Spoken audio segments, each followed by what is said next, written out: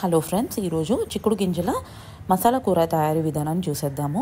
ముందుగా అయితే ఇక్కడ 2 కప్పుల చిక్కుడు గింజలు అయితే కావాలి. ఇది నాకైతే మార్కెట్లో ఈజీగా అవైలబుల్గా ఉంటున్నాయి ఈ మధ్య. సో ఒక కుక్కర్ తీసుకుని దాంట్లోకి కడిగి పెట్టుకున్న చిక్కుడు గింజలను వేసుకుని పెద్ద గ్లాసు నీళ్ళు కూడా యాడ్ చేసుకుని మూత పెట్టి 2 విజిల్స్ వచ్చేంత వరకు కుక్ చేసుకున్నాక స్టవ్ కట్టేసుకుని పక్కన పెట్టేసుకోవాలి.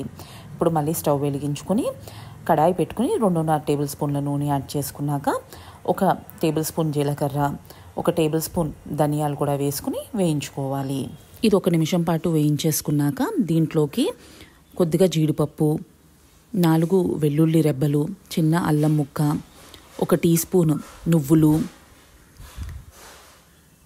అలాగే చిన్న దాల్చిన చెక్క, 1 అనాస పువ్వు, కొద్దిగా కొబ్బరి ముక్కలు, ఎండు కొబ్బరి ముక్కలు అయ్యి, అలాగే 1.5 టీ స్పూన్ గసగసాలు, 4 ఎండుమిర్చి కూడా వేసుకుని వేయించుకోవాలి.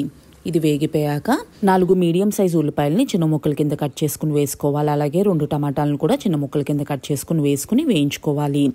ఉల్లిపాయ వేగేంత వరకు వేయించుకున్నాక స్టవ్ కట్టేసుకుని చల్లారనివ్వాలి. చల్లారాక ఒక మిక్సీ జార్లోకి ఈ ఉల్లిపాయ మిశ్రమం తీసుకుని గ్రైండ్ చేసుకోవాలి. అవసరం అనిపిస్తే 1/2 కప్పు నీళ్ళు యాడ్ చేసుకుని పేస్ట్ చేసుకోవాలి. ఇలాగా మసాలా పేస్ట్ని మెత్తగా గ్రైండ్ చేసుకుని పక్కన పెట్టేసుకున్నాక కుక్కర్ కూడా మనకు చల్లారిందో లేదో చూసుకుని మూత తీసి పక్కన పెట్టుకోవాలి. ఇప్పుడు స్టవ్ వెలిగించుకుని 1.5 టేబుల్ స్పూన్ నూనె యాడ్ చేసుకున్నాక కొద్దిగా జీలకర్ర వేసుకుని వేయించుకోవాలి. జీలకర్ర కొద్దిగా వేగిపోయాక 2 మీడియం సైజ్ ఉల్లిపాయలని చిన్న ముక్కల కింద కట్ చేసుకుని వేసుకుని ఫ్రై చేసుకోవాలి.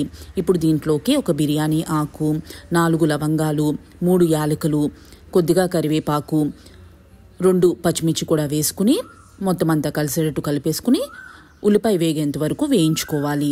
ఉల్లిపాయ వేగిపోయాక దీంట్లో గ్రైండ్ చేసుకున్న మసాలా పేస్ట్ కూడా వేసుకుని అంతా కలిసేటట్టు కలిపేసుకుని మూత పెట్టి 3 to 4 మినిట్స్ మనం దీన్ని కుక్ చేసుకోవాలి. ఇక్కడ మనకి ఆయిల్ సపరేట్ అయిపోయాక దీంట్లోకి తగినంత ఉప్పు, 1.5 table spoon garam masala, 1 table spoon కారం, కొద్దిగా పసుపు కూడా వేసుకుని అంతా కలిసేటట్టు కలిపేసుకుని ఇప్పుడు ఉడకపెట్టుకున్న చిక్కుడు గింజలు వాటర్తో సహా మనం వేసుకుని మొత్తం అంతా కలిసేటట్టు కలిపేసుకుని మూత పెట్టి 10 మినిట్స్ దాకా కుక్ చేసుకోవాలి. 10 మినిట్స్ అయిపోయాక మూత తీసి ఒకసారి అంతా కలిపేసుకున్నాక మనం సర్వింగ్ బౌల్లోకి సర్వ్ చేసేసుకుని కొత్తిమీరతో గార్నిష్ చేసుకుంటే చిక్కుడు గింజల మసాలా కూర రెడీ అయిపోయింది.